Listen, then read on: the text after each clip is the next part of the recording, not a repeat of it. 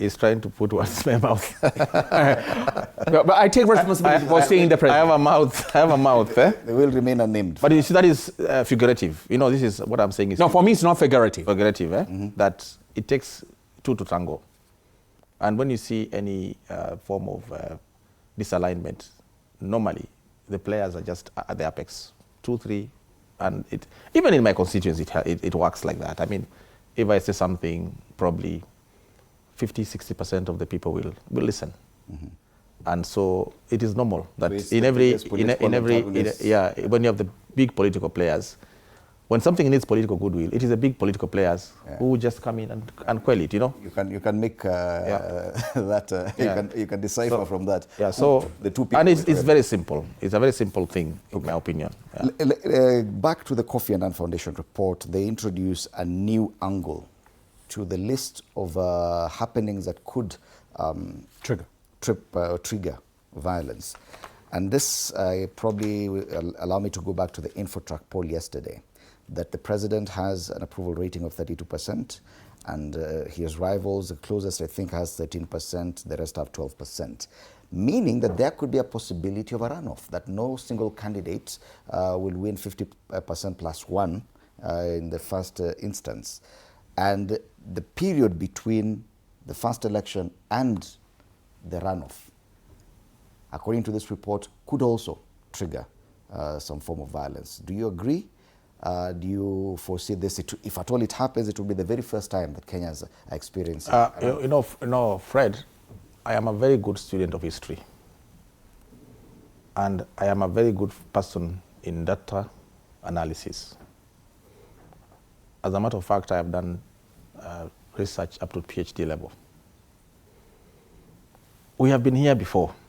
In fact, since the year 1992, there is no single poll in this country that has placed the president at beyond 40%. Even when we had the grand coalition government between the year 2008 and 2013, opinion polls consistently ranked the late Raila Odinga, Uhuru Kenyatta, highly, but none of them ever surpassed the 40% mark. There's no midterm opinion poll anywhere in the world that has placed a sitting head of state at anywhere near 50%. Whether it is in the United States of America, whether it is in the UK, and even here at home in Kenya. It is not possible that during your term in office, you can be ranked at 50%. But secondly, and more importantly, our election system is based on coalitions. When they did this polling, they assumed that the incumbent President William Ruto was going to run as Dr. William Ruto. They forgot that he has room to build coalitions. In fact, if you look at the 32% rating that they have given him, and look at a similar rating they gave him in the year 2021, he's doing much better today. And he just needs to get one other member and build a broad-based coalition. Doesn't he already have those members as it is right now? Kenya coalition, broad-based arrangement is already there. You see, we don't know the full composition of the coalition. There will be no runoff in this country, Fred. You can write it down. This election is closed, and I want to disagree with Harrison here that this election is done and dusted. 32% is a very high rating 1 year to the election without naming your full coalition partners. Anywhere in the world, even if you go to Germany today, look at the rating that the incumbent had before he went into a coalition government. And so I want to disagree that there will be a runoff. Okay. This election will be won round one because this rating is higher than he had in 2021. And so no possibility of violence linked to a second round of elections? Minimal. Okay.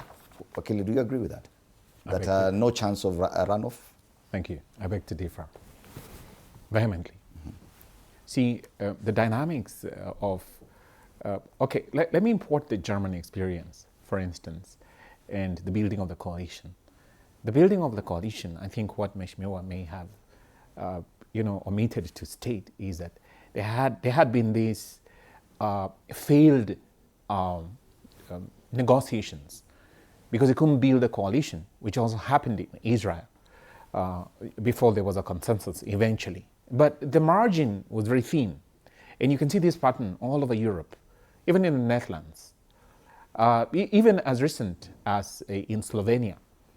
And you can see there's a surge of this population across the world, even in the US, that is totally disenchanted with the policies, the schemes that are going on around the world, especially with the suppression of rights, human rights, the imposition of a surveillance state, and the disaffiliation of the people with policies that they have had no say in, especially in Europe, because the European Commission and the European Parliament makes laws and makes decisions that are anti-people, and they are more into technocracy, and people feel that, look, you're leaving us out. So transpose that to this country and what's going on.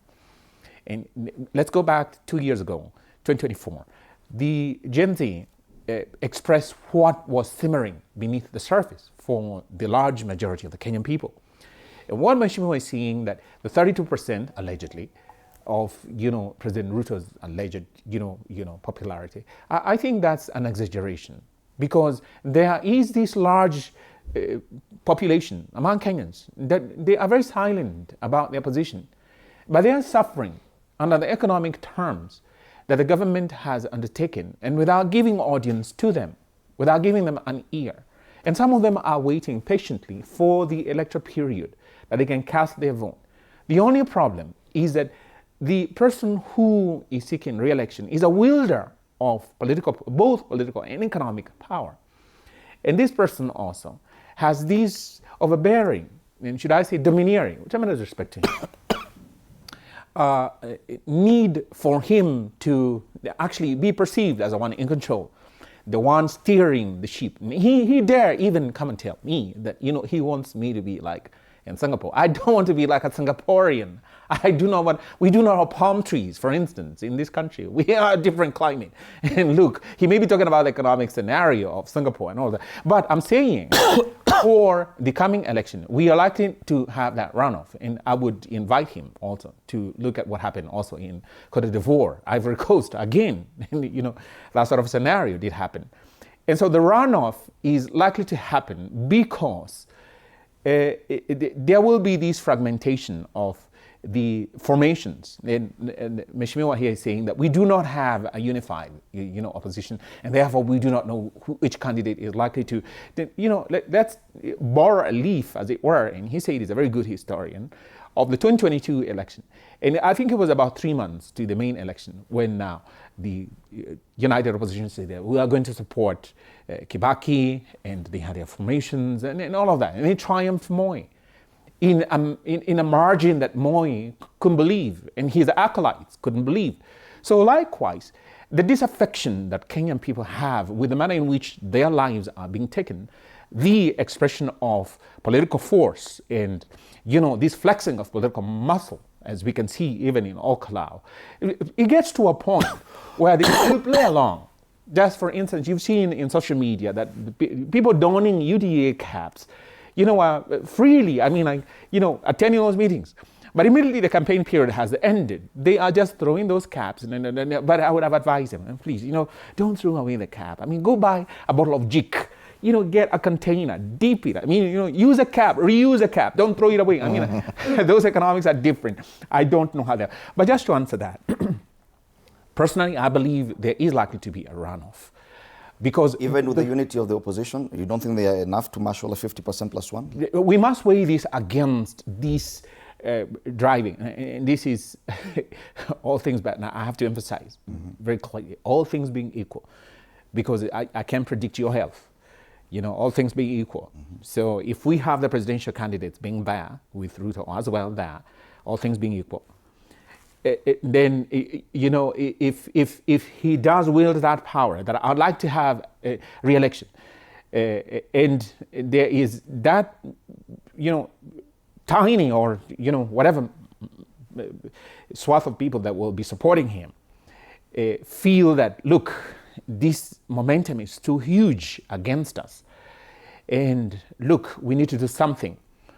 So he may then use state resources, as they are doing in Ol Kalou. And I'm using the microcosm exempling of Ol Kalou as projected into 2027. What is likely to happen? And I beg the Kenyan people to pay very keen attention to what happens in Ol Kalou, in the tallying of the votes, in the conduct of the election, in the permission of observers. And I did not hear the IEBC talk about that we have accredited these observers, including the media, that have to be there. By law, they have to be there. In the Kriegler-Wacke report, they say that, look, we have to have the media and we have to have the accredited observers being present in a polling station so as then to lend credibility and fairness to the election. So, going now forward, if then they are able to drive back this force, counterbalance, and somehow they are able then to, have some stability, because as we go to 2027, I see the support of the government sinking, because members of the National Assembly who will be seeking re-election, when they go to the ground, and regardless of their political affiliation, find that the ground, there's a groundswell of disaffection with the government, what will they do?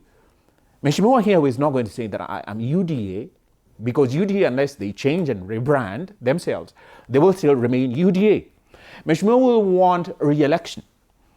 And if UDA becomes unpopular on the ground, you can bet the presidential candidate of UDA, give or take, will be Ruto.